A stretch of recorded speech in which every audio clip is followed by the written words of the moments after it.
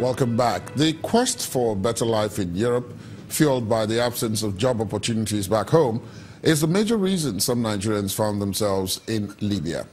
In recent times, many of these citizens have been returning voluntarily following interventions by international organizations and the Nigerian government. In our big story tonight, some of the returnees chronicle their experiences.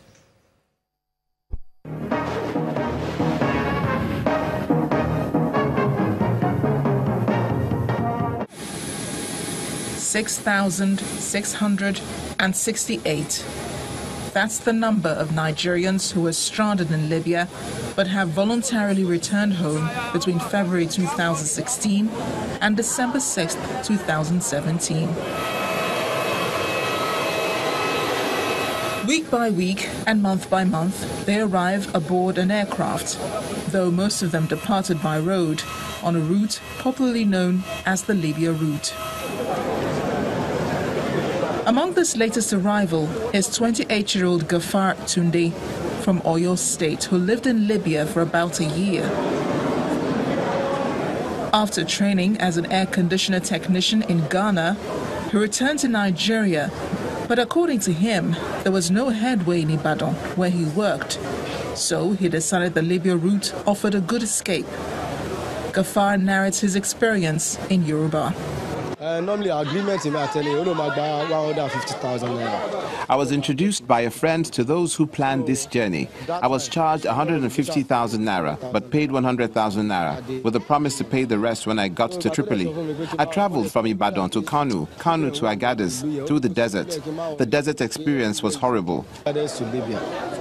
But starting from end of the I survived the desert and finally arrived in Gatron and went ahead to Musu. There you can't communicate with anyone. The asthma boys will always come around to steal from blacks. If the boys came and you could not provide money, they either injured or stabbed the person.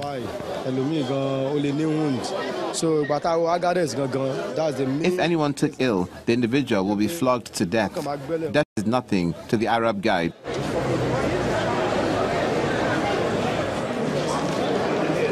Gafar's ordeal forced him out of Musu to another town, where he got a job at a car wash and then a food canteen, where he had to do the job of 5 people. The threat to his life later made him consider the option of crossing to Europe.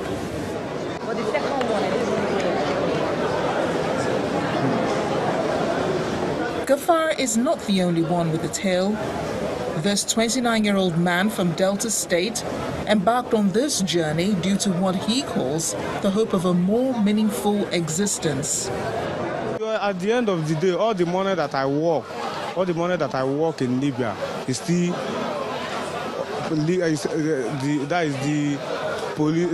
the bad boys in Libya, the police in Libya still chop it like that. Yeah. For the young women, it's a mixed experience. That time I pay like 140,000 to Libya. Who did you pay to? An agent took you? Yes, I paid through my friend, because my friend was in Libya. Okay. So I paid through my friend, and me and my husband get to Libya. It's not only me. My husband was in deportation camp in Libya. When I started the journey, I started with my own money, so 150,000. So when I got to Libya, Sabah, so they told me that I have not paid my money throughout. So I decided to call my brother, because Libya, if you don't pay your money, they will take you to go and do maybe asgay work, or maybe Nigeria will come and settle for you. That's what they do there. So when I called my mom's brother, it was the one that took me out of that place. While many claim economic prosperity or lack of it is responsible for their putting their life through the desert, it's a risk that should be avoided. Even if they go, they will be returned. Some of them are not even returned alive. Some of them are lost forever. So I want to advise parents and guardians to please. Nigeria is a country that has so much potential. We only need to discover ourselves. If we decide to strategize and have a good business plan. In the coming days, the country expects more voluntary returnees. And while that exercise lasts, the route to Europe via Libya must be made unattractive to young Nigerians. In doing that, government at all levels have their job cut out for them, just as the experience of these returnees should drive the lesson home for intending migrants.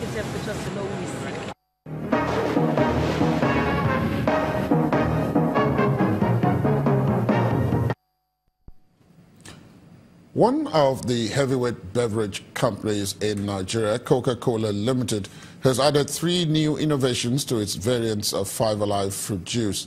At the media launch in Lagos, the bottler explains the composition of the new products, which come with elements of local content. It's the media launch of Coca-Cola's Five Alive 3 variants, and the hall is decked with fruits that depict the contents of the juice. This innovation made entry into the Nigerian fruit juice market 2 years ago and now has 3 new additions: the apple variant, tropical, and a bigger size of the existing Five Alive pulpy. Tropical, for example, contains five or six fruits. All the other ones that we have, the ones in the Tetra Pak, you have apple, you have pineapple, you have orange. So the idea is to, as much as possible, be close to nature. So the same thing you get from fruits is what you will get from Five Alive. Next year, you'll even see more from this company. So let's take it that we've done orange in 85 CL, but others are definitely going to come. Okay. But you know, orange is like the heat fruit for Nigeria, so you have to do orange first before you move to other fruits. Local content is one of the new thinking in the country. For Coca-Cola Nigeria, makers of Five Alive, this plays a key role in the innovation. In terms of the ingredients, you know, some of the fruits that we have in here already are fruits that are locally available. And where that is available, then we use those fruits inside the products that we have. So we continue to work with local farmers and get local input on ways in which we can meet those standards and then put it in the product. Because of the special blend of the pulpy, it's going a bit more expensive than the other variants. So it goes at a price of 170 at the retail points. Then for the tropical and the apple, it's going at 130 at the retail prices. With this media launch, perhaps consumers are better informed about Five Alive and now have wider options of the fruit juice at retail and wholesale outlets. Consumers of premium spirits are set to experience a wide range of richly blended product offerings this holidays and beyond. That's because Edrington, an international spirits company based in Scotland and makers of a wide range of globally ranked premium spirits brands, in collaboration with Premium Spirits Nigeria, have introduced some of its finest products into the Nigerian market. With the launch of Macallan, Famous Grouse and Highland Park, premium spirit lovers are indeed in for a rich experience. And Premium Spirit Director. At this small, intimate setting with journalists in Lagos, Premium Spirits Nigeria, PS Nigeria for short, unveiled its collaboration and innovative plans to expand the premium spirits consumer market in the country. PS Nigeria is a separate business division of leading distributor Nigeria Bottling Company. It has partnered with an international spirits company, Edrington, to achieve this feat. We are the owners of some of the most premium Scotch whiskies from Scotland, namely the Macallan, the Famous Grouse and Highland Park. We are headquartered in Scotland, but we have some of the most premium brands. Here are some of the brands. The Famous Grouse is one of the top 10 Scotch whiskies in the entire world, selling more than 3 million cases per annum. It's also very, very important. The brand has been around since 1896, a very, very old, established, famous Scottish brand. The most important thing is that this is the #1 brand in the market where Scotch comes from.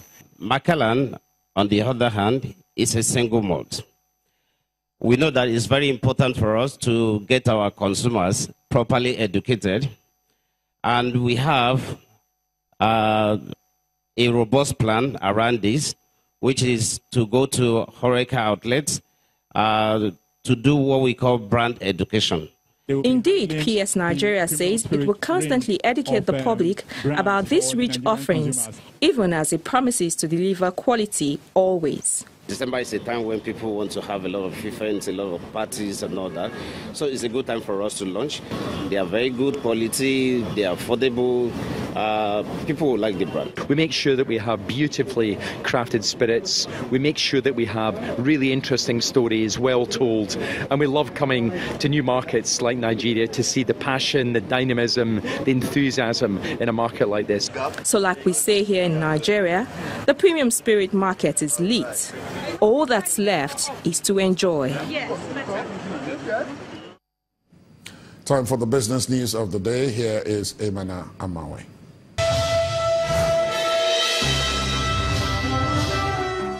Hello and welcome to Business News. Nigeria's oil exports for January next year are expected to slip from a 21-month high achieved this month, and that's according to a compilation of loading plans released today. The latest loading program shows crude oil exports of 1.76 million barrels per day are scheduled for January on 62 cargoes.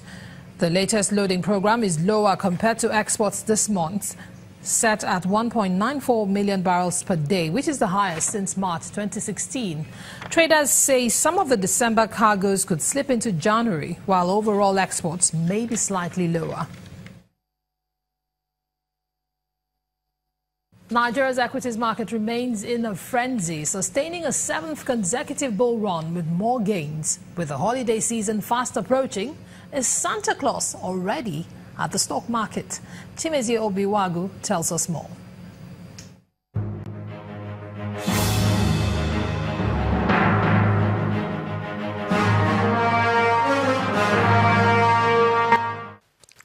Hello and welcome to the Stock Market Report. Indeed, Santa Claus has visited Nigeria's equities market in the first week of December as key market indicators continue the bullish trend. Today, the index notched up further by 1.17% and a few steps away from the 40,000 mark. Interestingly, there was a lot of profit taken today, but that was not enough to bring down the market. Banking and consumer goods sectors were the major contributors of the gains recorded on the index. Meanwhile, transaction volume and value were eye-popping. Over 1 billion shares traded, worth over 10 billion naira in 8,462 deals. FCMB, FBNH and UBA were the major drivers. Market breadth remains positive, 28 gainers and 17 losers. Union Bank is #1 gainer on the price movement chart, while Total topped the decliners. And as the year gradually comes to an end, traders are optimistic Santa will remain in the market till the end of the year. And that was the Stock Market Report. I'm Chimezie Obiwagu.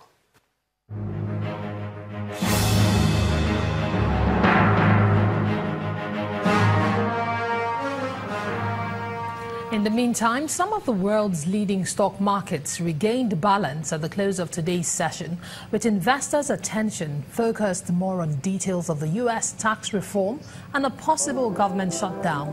Let's take a look at the closing numbers.